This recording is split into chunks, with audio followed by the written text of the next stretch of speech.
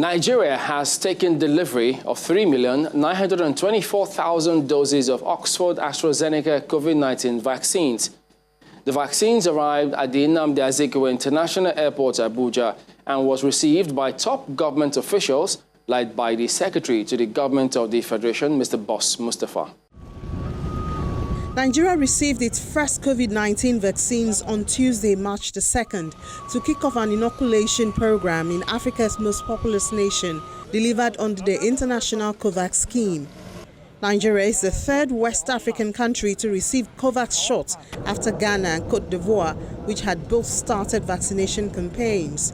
I would also like to say that as a gesture of goodwill, in addition to these supplies through COVAX, India will also be donating 100,000 doses of vaccines for Nigeria, for which we got the approval yesterday, and it will be coming shortly as well. Boss Mustafa, chairman of the Presidential Task Force on COVID-19, assures some skeptical Nigerians that the vaccines are safe.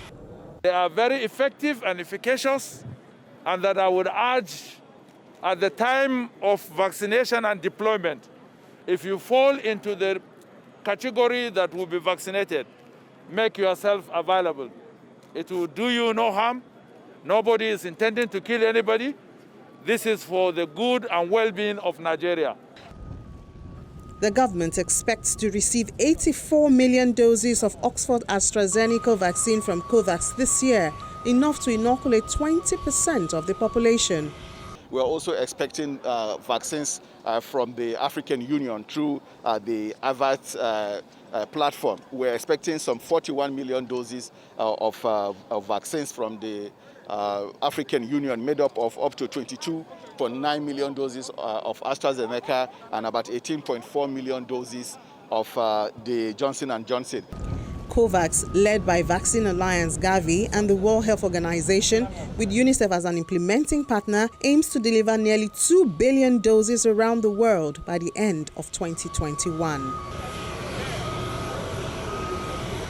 Let's get more on this story from a molecular virologist, Dr. Solomon Cholom.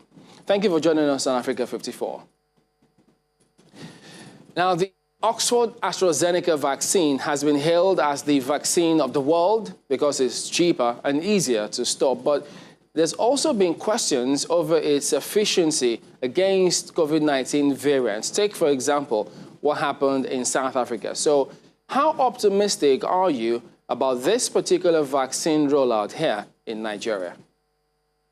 You understand that the first choice in terms of the vaccine for Nigeria was the Pfizer vaccine. And that because of the fact that our cooling facilities do not meet that requirement, so we had to resort to the second alternative, which is AstraZeneca, because it's fairly thermostable. With regards to the South African variant, we understand that the performance of that vaccine is, not up to speed, as it were. But we are optimistic that since the South African variant, for now, has not been identified in Nigeria, for the time being, the AstraZeneca vaccine, can suffice, especially for the fact that it was produced, in Oxford, and of course the variant over there in the UK is what has been fingered to be circulating here in Nigeria. So there is that similarity between what we have here in Nigeria and what they have there in UK with regards to the variant. And we are hoping that for the time being, this vaccine will provide the needed protection. Now, in terms of handling and preserving this vaccine before it gets distributed to remote areas? First and foremost, we need to do an in-country assessment, as it were, of this vaccine.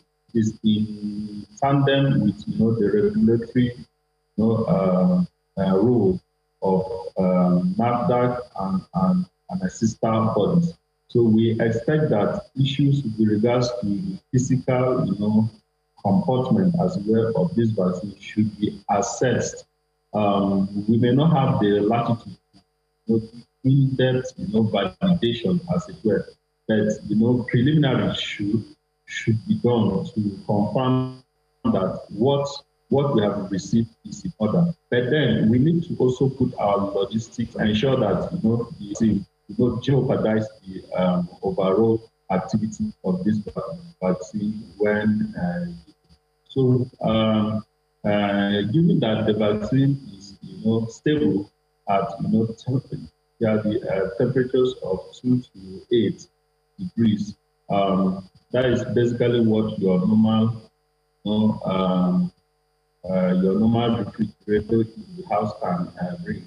But then government must identify places from the national to the states to regions within the state, and then various local government to provide alternative power for the storage of this vaccine at the appropriate conditions to ensure that at the end of it all, we do not just have a vaccine that has lost out in potency because of our failure to maintain the cold chain.